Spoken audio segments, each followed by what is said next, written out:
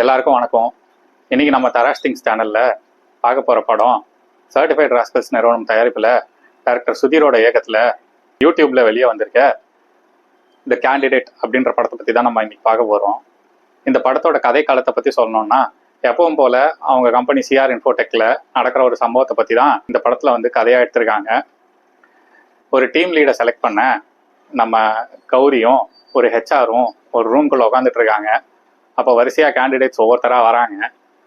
ஒவ்வொருத்தரையும் இன்டர்வியூ எடுத்து அவங்க ரிஜெக்ட் பண்ணுறாங்க. ஆரம்பத்தில் கொஞ்சம் காமெடியாக போனாலும் போக போக அப்படியே கொஞ்சம் கொஞ்சமாக சீரியஸாக கொண்டு போயிருக்காங்க.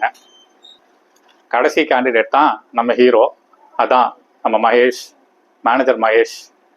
அவர் தான் கடைசி கேண்டிடேட்டாக வராரு. அவர் இந்த இன்டர்வியூவை எப்படி அசாத்தியமாக ஹேண்டில் பண்ணி இன்டர்வியூவை கிளியர் பண்ணுறாரு அப்படிங்கிறது தான் படத்தோட கதையே. நம்ம மேனேஜர் மகேஷ் இந்த கதைப்படி ஒரு சீனியர் சாஃப்ட்வேர் டெவலப்பராக வராரு.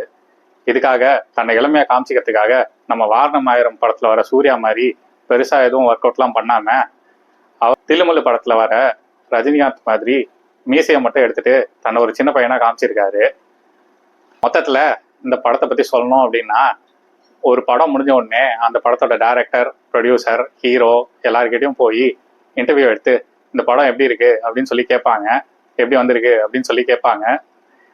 ஆனால் இவங்க இந்த இன்டர்வியூவே இந்த மொத்த படத்தோட கதையா சூப்பராக எடுத்திருக்காங்க.